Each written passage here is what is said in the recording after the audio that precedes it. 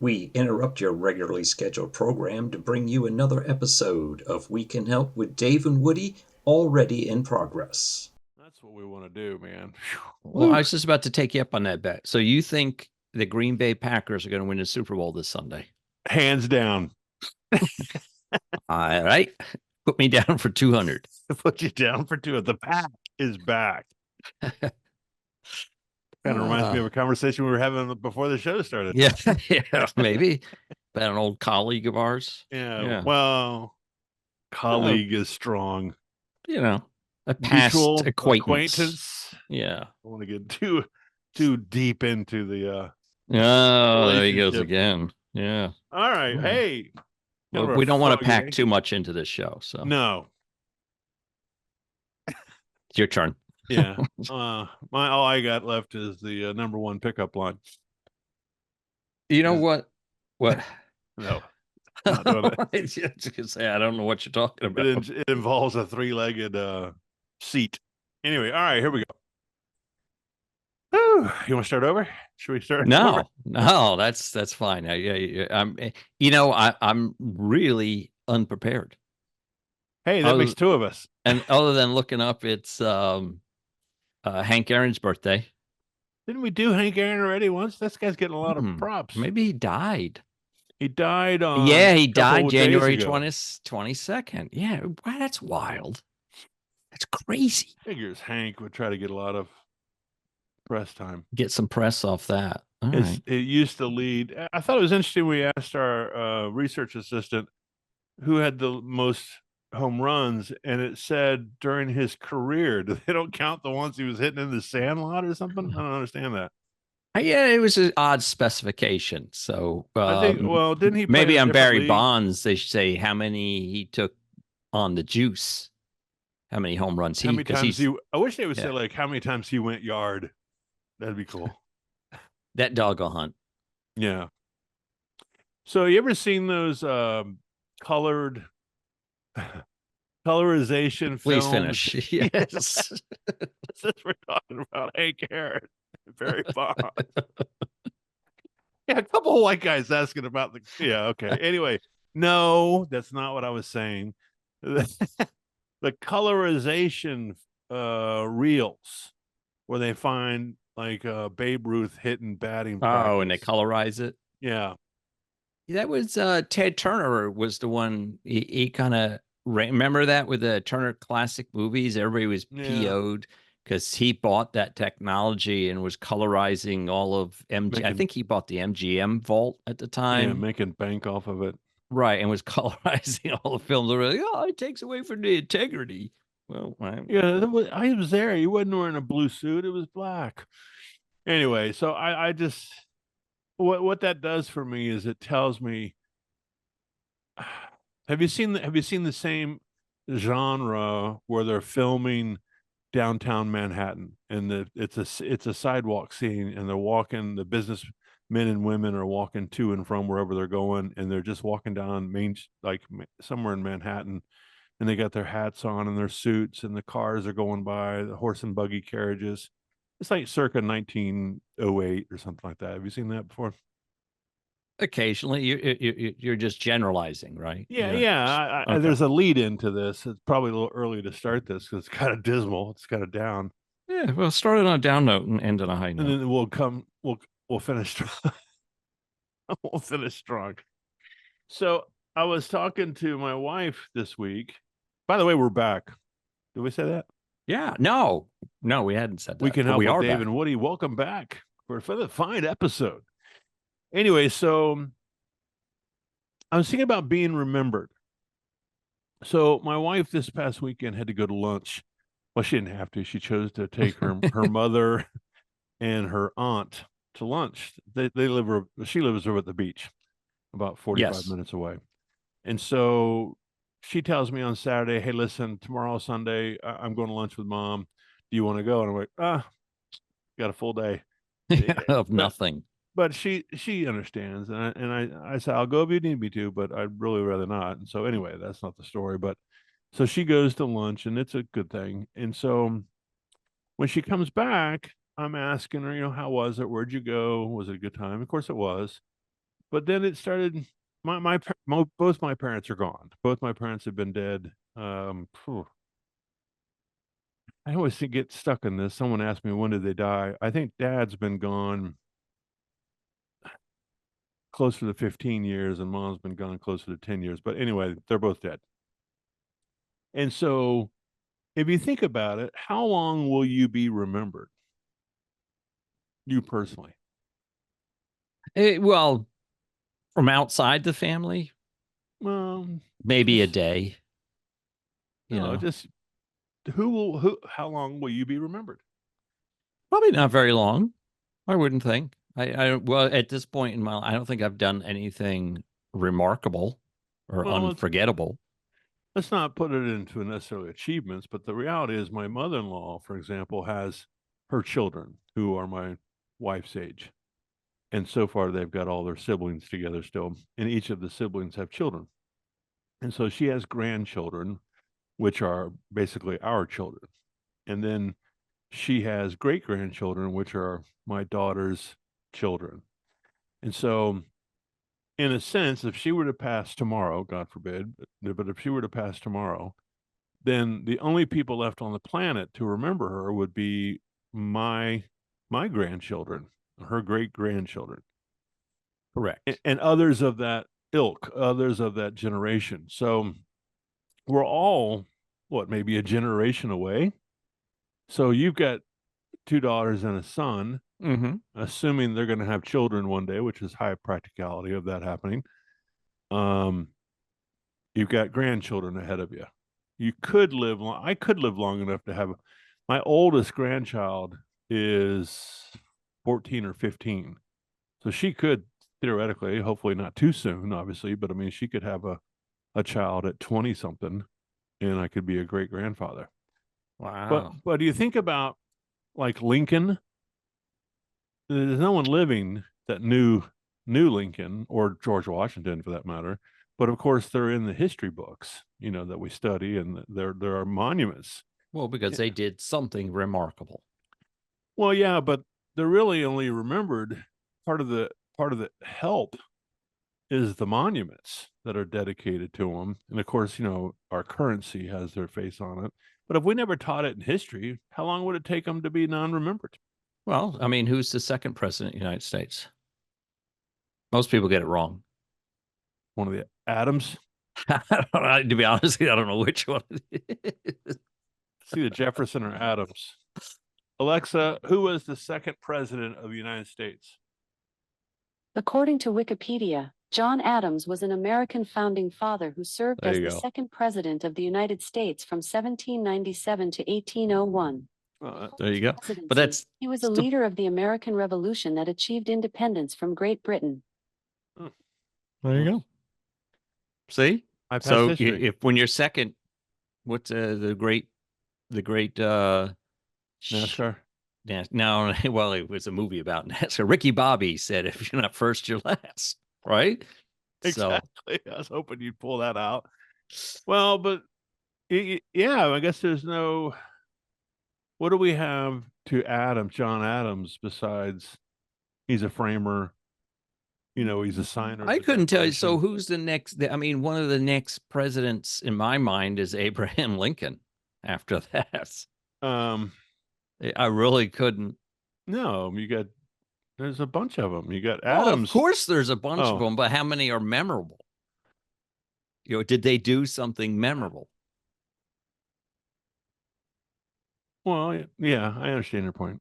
Yeah, the ones that seem to stand out are, Washington, Jefferson, Lincoln, the ones that have monuments. Do?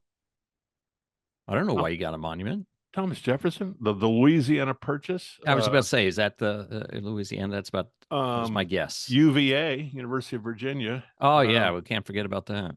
So, the odd slave or two apparently. Well, I know the president we're forgetting about, Benjamin Franklin. Yeah, there's always debate. When was he president? Alexa, was Benjamin Franklin ever president? Benjamin Franklin never served as president of the United States. Of course she's going to say However, he did serve as president of Pennsylvania, a position equivalent to that of a governor, for 3 terms beginning in... Alexa, stop. I think he was the first womanizer. He was you know, he was everything, man. That guy was something else. He was kind of like maybe the Elon Musk meets Bill Clinton of the day. He created the postal system, the library system, fire department. Oh, really? That's him too. Okay, yeah, it was like spectacles, glasses, and electricity. He didn't invent electricity, but he, there's some debate over that, even how true that kite story is. But it makes for a good cause. Yeah. So anyway, I don't know how this turned into American history lesson, but remembering memorabilia. I didn't want to leave it on a negative note. I just felt like I'm a believer, and from a Christian standpoint, the Scripture talks about that our time on earth is just a blip. That it's a blip compared to eternity, if you believe that, and there's a spiritual. You ever look at one of those timelines, of when Earth began and to date, and where human evolution is, and it's it's a pin point.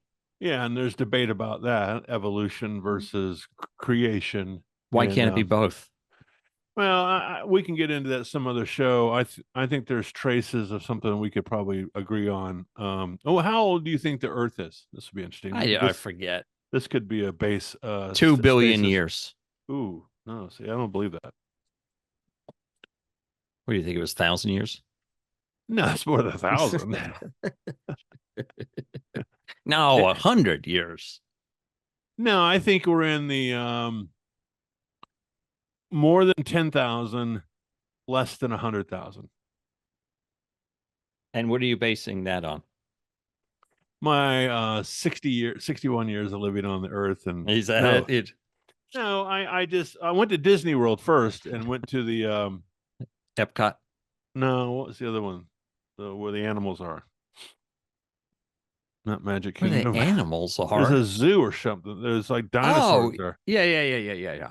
And I've been to you're not talking in the original park. You're talking one of the new ones. In Orlando. Yeah, I know, but one of the new that they opened up. All right, Animal Kingdom. And I've been to Dinosaur National Park out west, where they've found them all stacked up on top of each other. Right.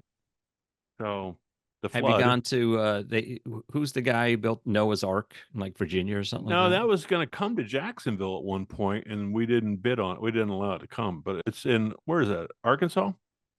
I thought it was Virginia in my head. I had. Oh boy. They run ads during NASCAR races.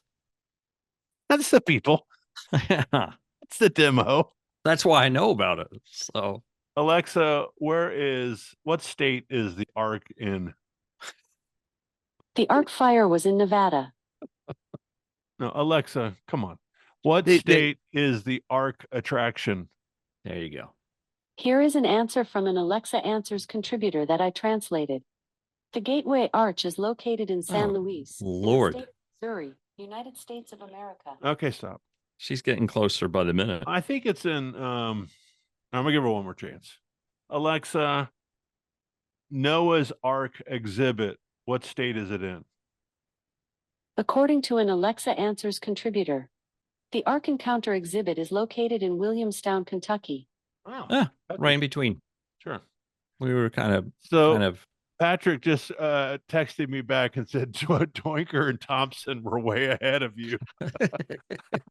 So that's why it's passed around. That's why it's in my feed. Anyhow, we can't even discuss that on here. No, we can't. So back to your death. One question I've heard recently is, who would you have speak at your eulogy? I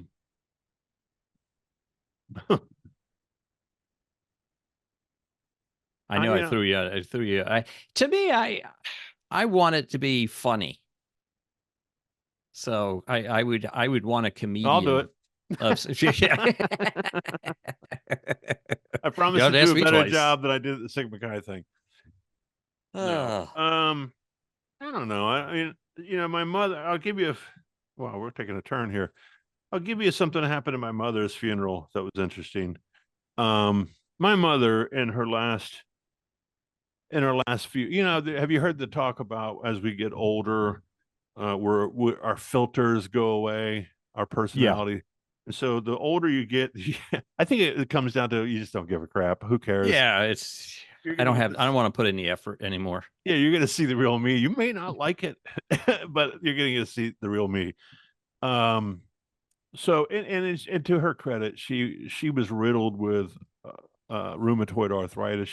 She died in horrible pain. So I'll give her some credit. But she was a witch, shall we say, to the end.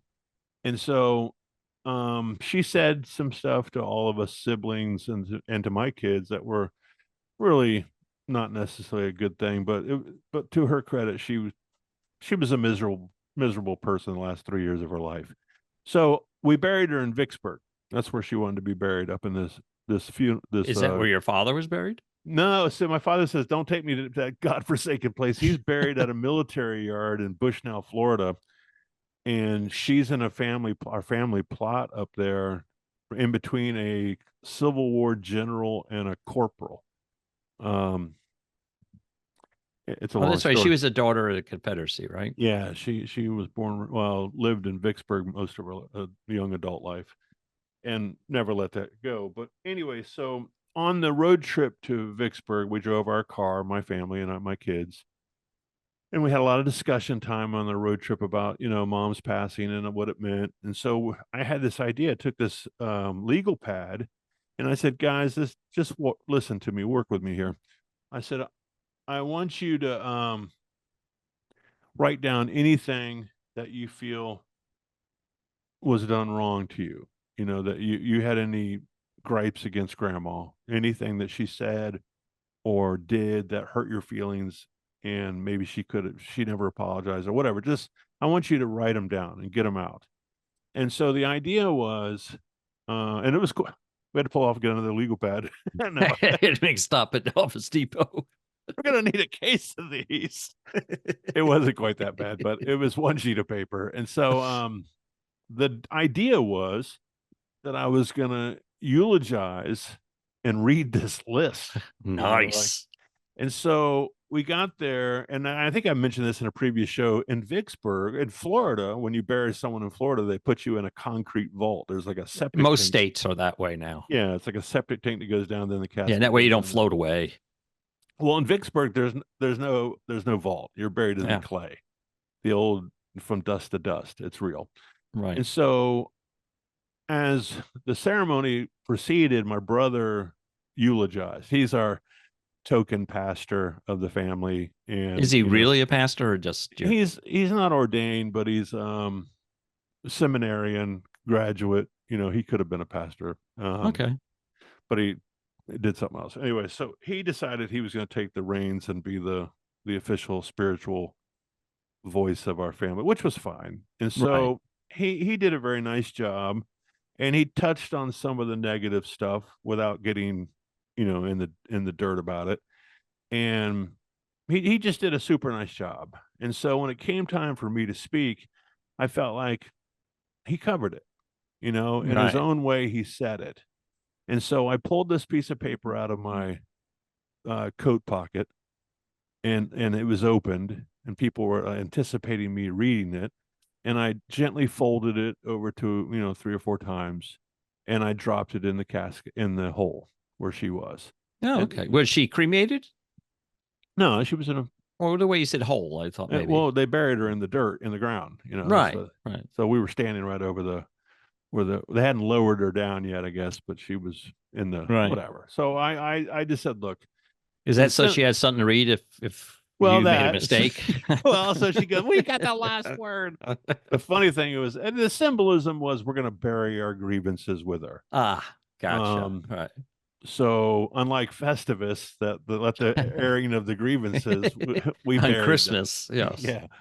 But the funny thing was, and this is horrible, my mother was famous for, when you were getting ready to leave the house, it wasn't that she needed to have the last word, but she always wanted to, like, hey, wait a minute. That was kind of one of her catchphrases. Wait a minute.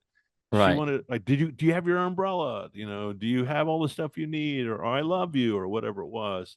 And the joke was, we were going to put, hey, wait a minute, on her gravestone, But the parting piece of humor, if you can call it that, was everyone's walking away from the gravesite, and I decided to stay behind I was really intrigued by how this guy was going to drop, she's going to Oh, get yeah. dropped Oh, so down. you were more interested in it. It wasn't anything emotional. It was somewhat emotional, but I was really fascinated by, okay, there's no vault. I want to see how this works, So the guy, he goes, "You okay, sir? Do I have your permission?" I'm like, "No, I'm more interested in see how you're going to do this. I'm not worried about it." I want to see how this rig works. Yeah, so he gets the tractor with the backhoe basically on the back of it, and it's got a strap, like a come-along strap tied to the casket. He hoists her up, and then the head end of the casket tilts Oh, wow. down into the hole first. So he didn't even do it level as he brought it down. So she slid head first down into the hole, and I could hear her saying, "Hey, wait a minute. So I started laughing, and the guy goes, "Sir, I'm so sorry. Are you okay?" And I'm like, "Dude, it's too long a story to tell you, but you've made my day." Oh, how nice. So it was totally weird thing, but yeah, I think God has a sense of humor too. Yeah, I've been blessed in the fact that I haven't had to attend too many funerals so far in my life. But my grandmother's, one of the more memorable parts of my grandmother, she decided to be cremated, and she was living in California at the time, wanted to be buried in New Jersey next to her husband, who had passed 50 years prior. So, so she was cremated, and then we all made our way to New Jersey later that year for a burial. And my kids were fairly young. In fact, Evan was probably 3 at the time. My youngest was 3. And so the ashes they put in like a big Tupperware, basically a solid colored piece of Tupperware, basically. Right. And so, and so the guy had a hole for the guy who worked at the graveyard had dug a hole for us, and we went out there and lowered the ashes into the hole, and then my son picks up a clod of dirt and whips it in the hole, and it hits the top of the top. We like to do pong. And so we all were like, "Oh, okay, let's," so we buried, Did it pop open or something? No, it just made that noise, the big clod of dirt hit the top of the Tupperware like a drum, and went off. He didn't know what he was doing. He just wanted to throw dirt in the hole. There's a hole I can play. Right, I can throw dirt in there. That's funny. So that was kind of it. So anyhow, I like to make my funerals. I don't want to be a sad event. I'd rather it be a humorous event for people. So make fun of me. They call them celebrations of life. That's a. But you never did answer who would do your eulogy. Yeah, I don't know. I really don't give it much thought, to tell you the truth. No, it's one that would go. Who would? Well, I know there's a lot of people that are concerned in my financial services business. A lot, believe it or not, the level of control people think they really have. Yeah. But there are a lot of people that want to plan those final moments to, like, well, how many people? I'll probably have a lot of people come to my funeral. I'm like, well, not so much. I don't. Well, it depends how many friends you have, I guess. And that's important to some people. I've met people that live their life with kind of an unspoken motivation that I want to make sure that I touch as many people. Yeah, I impact as many people as I can, so that when I'm dead, not in the not way Epstein touched. Yeah, people. no. Okay. But when I die, these people show up, and I remember asking one guy, "Have you said that out loud before and listened to what you just said?" Well, I guess that's the definition of a narcissist. That when you're dead, hopefully people show. I don't know. I hope it's small. I don't want to have. It's expensive enough to. Yeah, all those sandwiches and pedophores. Yeah, let's cut down on the amount of stuff we have to bring to the party. The cucumber sandwiches and the egg salad. Right. Hey, anyway, all right. I don't know. So moving on. So, and to just a point of reference, the ARC exhibit encounter, the ARC encounter. Yeah, that's going to set you back $65, buddy. If you decide to go. Well, you got to take. That's impressive. Oh, wait a second. How old are you? 61. Oh, $55. Well, but it's 2x2, right? So you got to bring someone with you. Children under 10 are free, so just find one of those to bring in. Is it made out of gopher wood? I have no idea. I'm not looking in about the Ark. By the way, that doesn't include parking. I do want to go see it. It does. From an engineering standpoint, I want to. Yeah, it is, because let's see, it's 510 feet long, 85 feet wide, and 51 feet high. Huh. It's quite a boat. Yeah. So, and there's a little video on the website, I think, that says how you got to get all the made. living creatures that God wanted to redo on the earth. That's quite a boat. He didn't want the dinosaurs, so he didn't call those guys. Well, he didn't bring those in. Yeah, I mean, who could fit those on? The elephants were bad enough. Oh, we screwed something up on our dinosaur rant that we had a couple weeks ago. Yes, what is that? You kept saying that.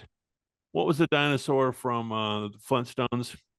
Well, you said Dino. He was not a Tyrannosaurus Rex. You asked Alexa. No. Dino was the one that's the vegetarian that we think it's. Hold on. Alexa, what kind of dinosaur was Dino from the Flintstones? According to an Alexa Answers contributor, Dino from the Flintstones was a brontosaurus. Oh. Everybody knows that. What are you, brontosaurus? What were we thinking? I could have sworn last time we asked her, she said... No. Alexa, what kind of dinosaur was Barney? According to an Alexa Answers contributor, Barney the dinosaur was a Tyrannosaurus Rex. Oh, okay. That's the one. All right.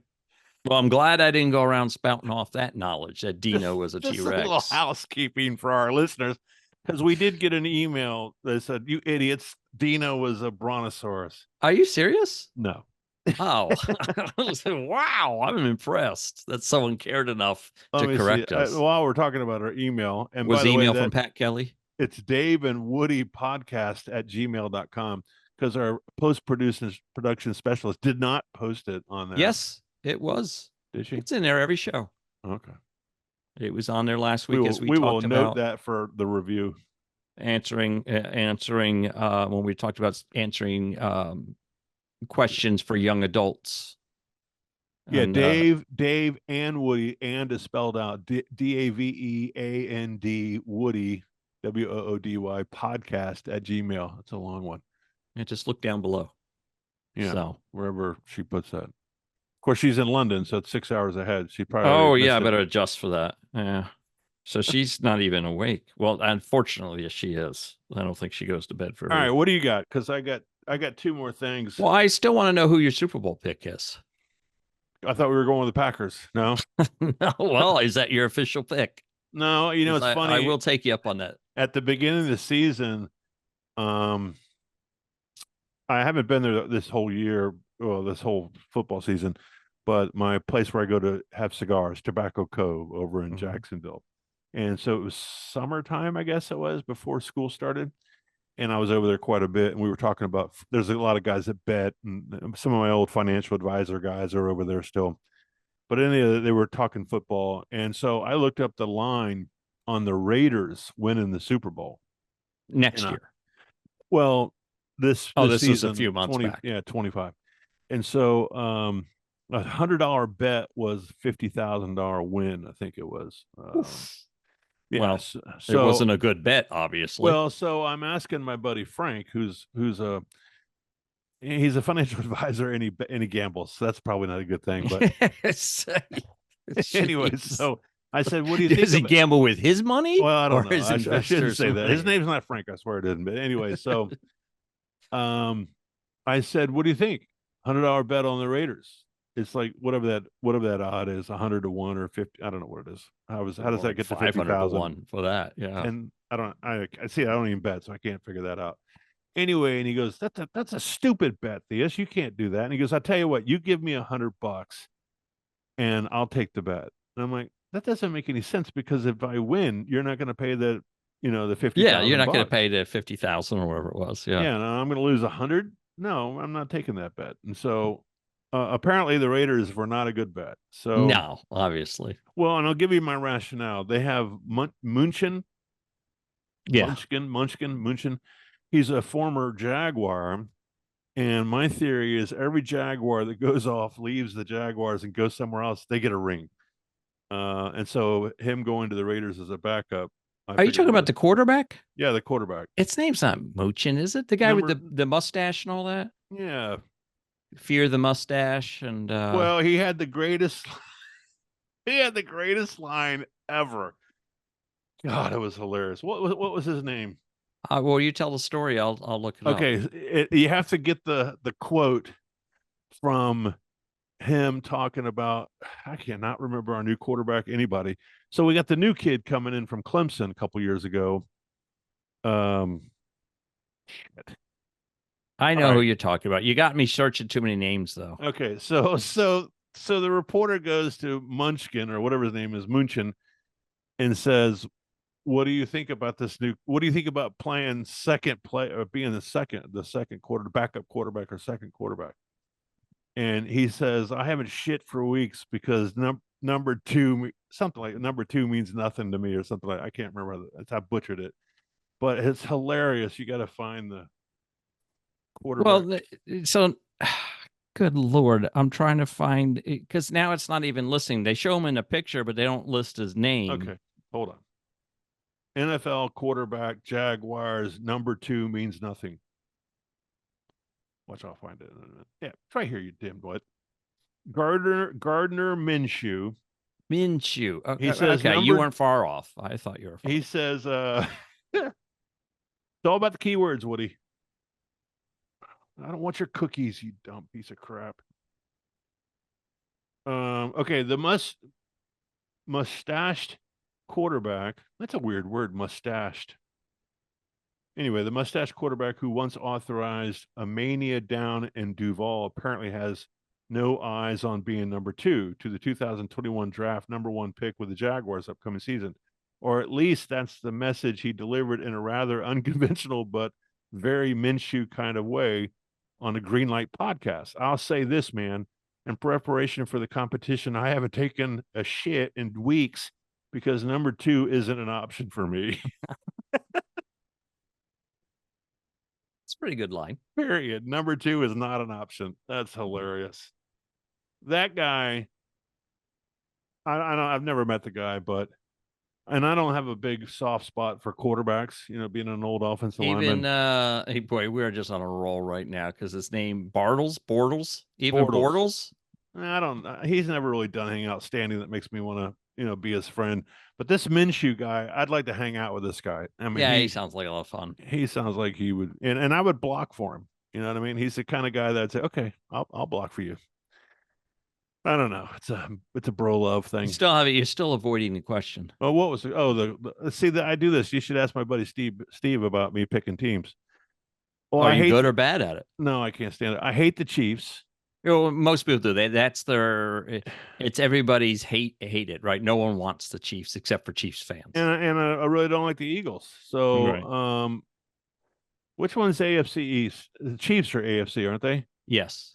See, I think they're West, actually. They are West, but I'm supposed to pick AFC because I'm a Jaguar fan. And I'm not a Jaguar fan or a Dolphin fan, or we live in the AFC, I guess. Well, you got Tampa, I would say NFC. They're NFC, but I don't like them either. I don't like the NFL. Screw them. Really? Yeah, I'm not a big fan of the NFL. Well, I'm going to pick the Chiefs. I don't want them to win, but it's hard to bet against them. You're going to pick the refs? Yeah, pick the refs. Their name exactly. To the refs. Hey, it's amazing when a team dominates like they did and past was the Patriots in the sense that shit just goes their way. And I don't think it's intentional at all. The ball will bounce, they'll fumble and the ball will bounce right back into their hands, or instead of kicking it 5 yards down the field or something, trying That's to pick it up. The guy in the box that's got the joystick. He's got that. Oh, is that how it works? Not magnets. What are those? Gyroscope inside the ball. He can control it. Okay. All right. Well, I didn't know that when I made that decree. But no, I'm going to take KC 42-37. I think it's going to be a high scoring affair. Is there a line on it? I think, KC's favored by, I don't know what the over-under is, but KC's favored by 2.5 last I heard. Well, here's my theory. And I don't know if we should say this out loud because there'll be like a dark knock at the door. It's Dave talking out loud. Yeah. I think you have to look at the NFL and ask yourself who's maybe the single largest advertiser in the NFL right now. State Farm. Okay, second largest. Gambling. Oh, well, the gambling fuels the sport. I think there's a phone call. All sports. Yeah, well, I think there's a phone call at halftime and maybe third and fourth quarter saying, "Hey, we're over. Here we go. We're over a couple points and we can't cover. You're going to have to." So I always love a conspiracy theory that involves more than 5 people being silent about something. This is I'm with you. This, boxing, all you need is one guy, right? Right. Well, 2 guys, one to pay him off and the other one to take it. Well, you just need a guy to take the fall or.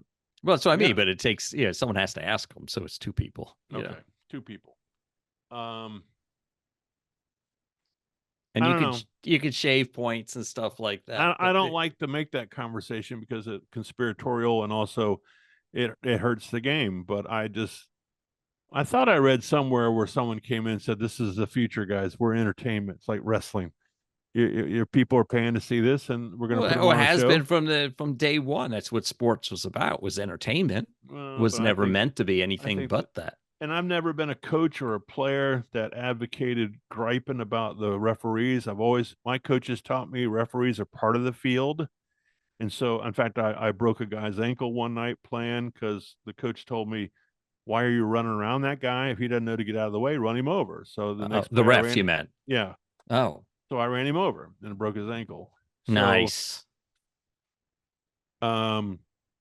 But I think they're part of the field, and so you don't lose to referees. You should not be in that position to lose a football game where you have to go, "Oh, the referee did it." So you should play better than that. So I come from that angle, but I'm watching the other night when they were playing, and before the play's over, I'm like, "Oh, this is going to go their way," and like, "Oh, come on," Yeah, no, I mean, if there was going to be any influence over the game, for one, if the NFL really was influential in who wins, they wouldn't pick the KC market to win 3 of the last 4 Super Bowls. Well, that's why I'm thinking it's the gambling.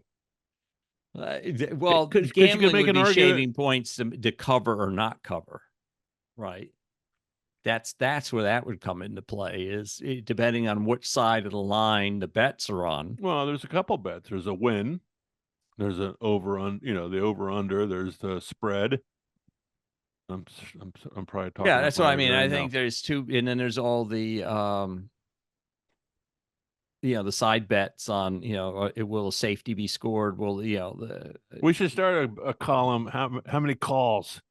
Let's bet on the refs. Yeah, that would be funny. Would that tighten it up a little bit?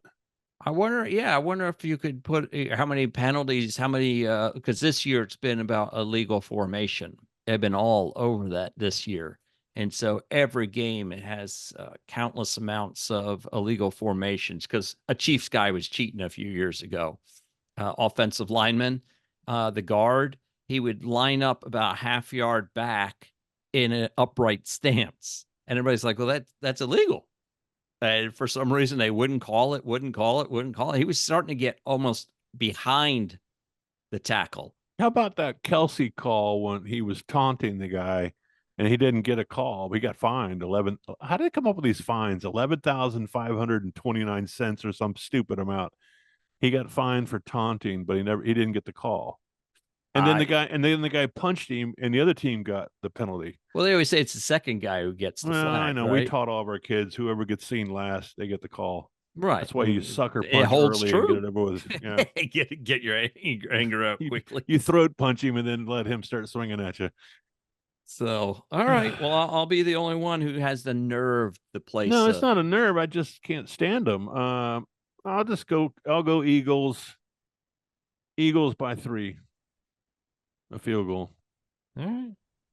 Just so that means they win. That means they cover the spread too, right? Yeah, both ours. No.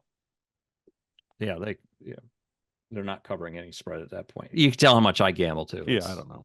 Eagles by it's going to be an offensive game, and I used to say whoever has the ball last wins. So it's really the coin toss then.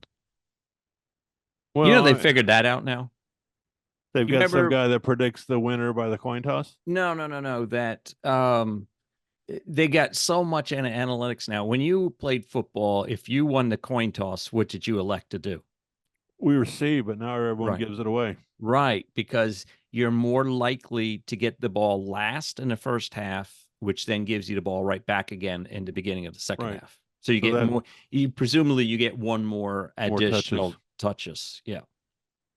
So yeah, that's too much thinking. Now, when I was covering UCF football, which could you pull the coach's name at this point? I could picture him, but he would elect to kick because his strategy was he had a very strong defense, and he thought we could pin him back deep early and then get good field position on our first touch of the ball. Yeah, but he was still thinking he's going to get it back first in the second half. But it was mainly because he would get field position that way. So that was his strategy. Yeah, I mean, he said it. I'm not making it up, Dave. What, you calling me a liar? Liar. Hey, I got to tell you a funny. I don't know if it's a meme or what, but how much time we have? 4 minutes.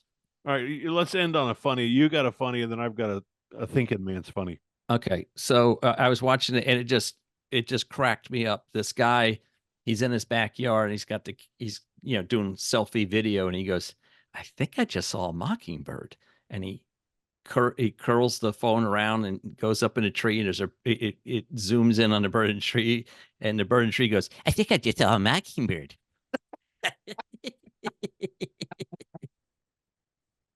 I thought that was classic. That would be the attitude of a mockingbird. They're a pain in the ass.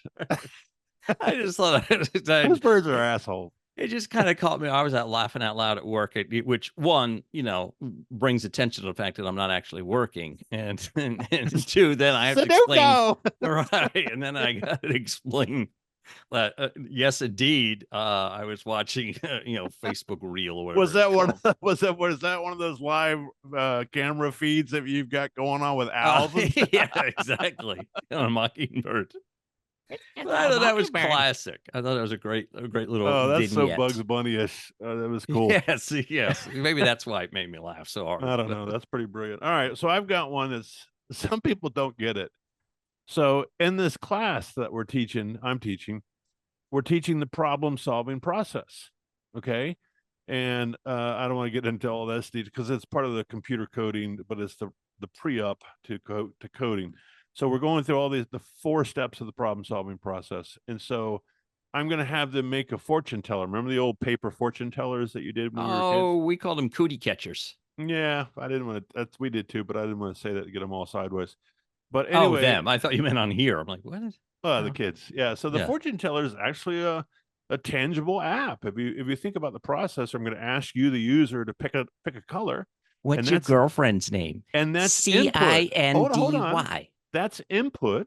Okay. BLUE is processing, and then pick a number. They say 7. That's input. Then 1, 2, 3, 4, 5, 6, 7. That's processing. Pick another number, 2, and then you open the flap. That's output. Pretty cool, huh? Yeah.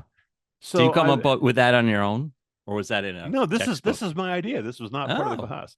Oh. And so we've also are going through brainstorming. We're trying to come up with problems that we're going to solve. So what I have learned in the class, if I turn them loose, it'll just be chaos. Yes, and so very quickly too.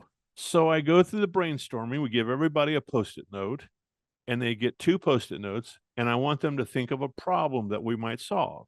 And I take all the Post-it notes and stick them up on the whiteboard. And then we do this. Have you ever done dot voting? You ever do that work?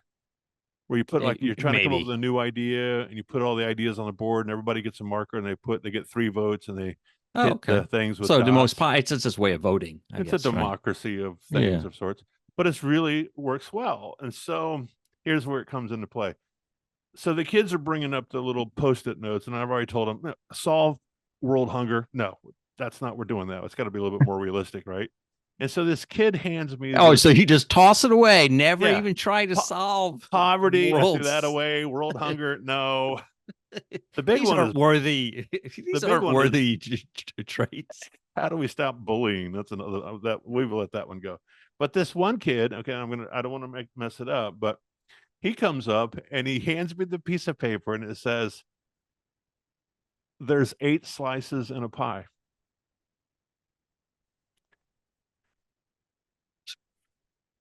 He wants 4? I don't know. No, so think about this. I looked at him and he's the most you could never he's a comedic genius as far as I think about this. He's got a problem.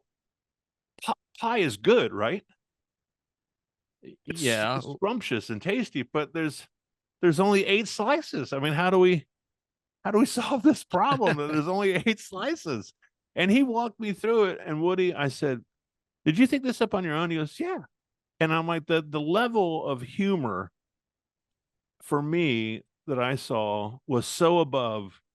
I mean, it's not like a slapstick. What's he, a family of 5 or something? So he does. He has a right. big. So he can't have 2 pieces each. So I said, "How does this come from?" And he goes, "We've got a lot of kids at our house." And I'm like, "Oh my God." So he's had a real, like, we got mom's made this beautiful pie. And if you don't get there soon enough, you're out. There's only 8 slices. I'm thinking of pizza pie, but yeah, I got you. I don't know. It just struck me. I stuck it up on the board. I said, "Look, dude, you've made Mr. Theus really laugh. That's a I didn't even knew you existed in my class. I didn't say that part. Nice. Until this moment, I didn't know who you were. But I mean, yeah. But then when he did that, I was like, wow, you just moved right to the top of the pile. Anyway, I hope somebody out in the audience gets that. I thought it was just really funny. But I might later tonight when I wake up. Yeah, 8 slices. Oh my God, Barbara, that was incredible. Let me call Dave right now. And she's gonna be like, "What the hell are you talking about?" Anyhow, you want to wrap this up? Are we going to spaces? That's up to you. Oh, we need to. All right. All right. I'll give you 2.5 minutes. All right, listen up, folks. You've listened to yet another consequential. I heard someone say that. Deep thought. Yeah, this is a big one. This is different than most of our shows, so I don't know how we're going to name it, but what the hell is that? Wouldn't you like to know? Yeah. It's my tripod. We've listened to another episode of We Can Help with Dave and Woody. I'm Dave. I'm Woody. And listen to us on Spotify, Spreaker, iHeartRadio, and Podcast Addict. And please, as always, we'd like to get 10 new subscribers on our YouTube channel. So we need your help. Yeah, and if we've made it this far, you are definitely a candidate to be a subscriber. So please, it doesn't cost you a dime.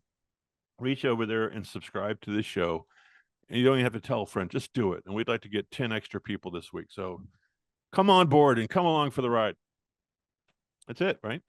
Ciao. Ciao out. Ciao down.